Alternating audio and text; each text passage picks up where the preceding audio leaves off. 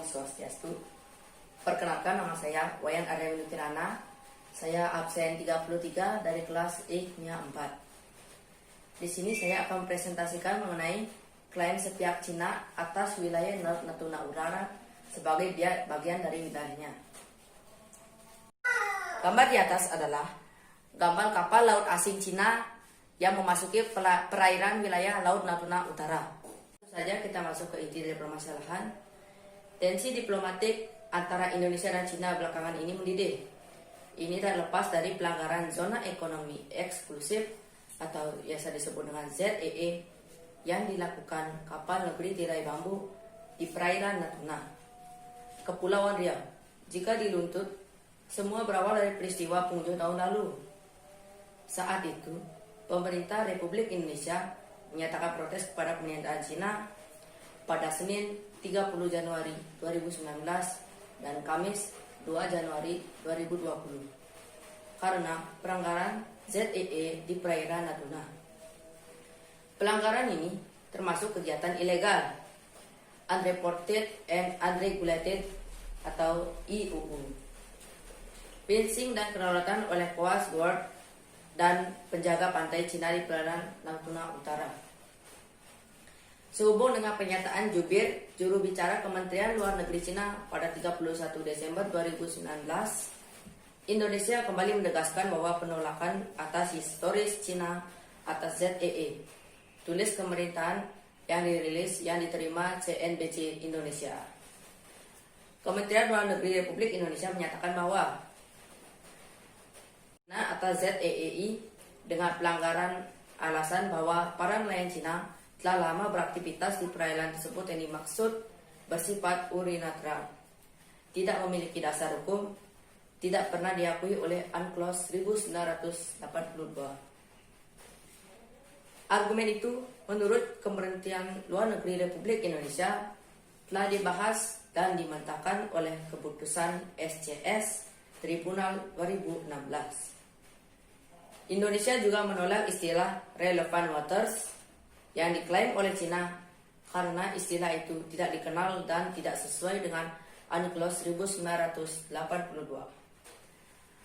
United National Compensation for the Law of the Sea UNCLOS atau Konvensi Hukum Laut PBB merupakan lembaga yang menetapkan batas ZEE. Kementerian Luar Negeri menegaskan Indonesia tidak memiliki overlapping jurisdiction dengan Cina. Indonesia pun tidak akan pernah mengakui named slip karena penarikan garis tersebut bertentangan dengan UNCLOS sebagaimana diputuskan pada 2016 lalu. Named slip Cina adalah garis yang digambar di peta pemerintahan Cina di mana negara itu mengklaim wilayah Laut Natuna Cina Selatan, mengklaim wilayah Laut Cina Selatan dari Kepulauan Paracel yang diduduki Cina tapi diklaim oleh Vietnam dan Taiwan, hingga Kepulauan Spratly yang disengketakan dengan Filipina, Brunei Darussalam, Taiwan, dan Vietnam. Cina adalah salah satu strategis Indonesia di kawasan, menjadi kewajiban kedua belah pihak untuk terus meningkatkan hubungan saling menghormati, membangun kerjasama yang saling menguntungkan, tulis Kementerian Luar Negeri. Kendati demikian, memasuki tahun 2020, pelanggaran tetap dilakukan oleh Cina.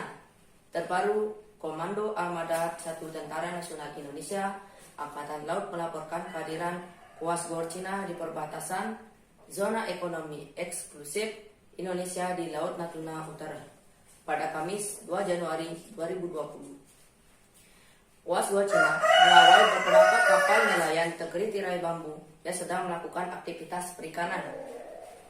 Wajar menjelaskan, komunikasi itu pun dilakukan.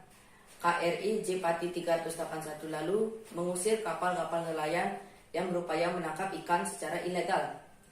KRI Jepati 381 mencegah kapal CCG 4301 untuk tidak mengawal kegiatan ilegal, unreported, unregulated fishing atau IUUF lantaran posisinya berada pada perairan ZEE. Armada 1 tetap berkomitmen melakukan tugas pokok tentang perdagangan berpegang pada prosedur dengan tujuan menjaga kedaulatan wilayah dan keamanan di kawasan sekaligus mencegah stabilitas wilayah perbatasan. Ucap Fajar. Pada Jumat tanggal 3 Januari, Menko Polhukam Mahfud MD memimpin rapat pada tingkat menteri membalas permasalahan di wilayah Natuna. Selepas rapat, kantor Kemenko Polhukam itu, Menlu Retno Marsudi menyampaikan 4 poin sikap resmi respon atas tindakan Cina yang melakukan pelanggaran di wilayah Laut Natuna Utara. Berikut adalah 4 poin sikap Republik Indonesia atas klaim Cina soal wilayah Laut Natuna Utara. Pertama, pelanggaran oleh kapal-kapal Tiongkok di Cina pada wilayah ZEE Indonesia.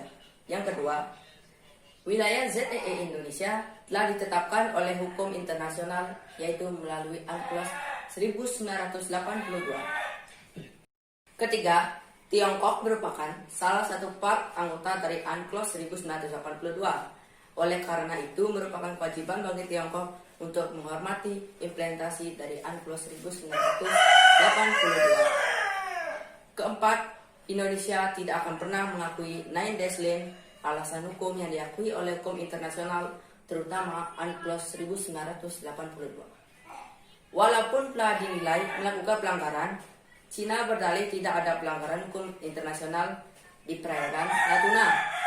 Hal itu disampaikan oleh Jubir Kementerian Luar Negeri REC Geng Shuang dalam press release-nya di kantornya pada Kamis 2 Januari 2020.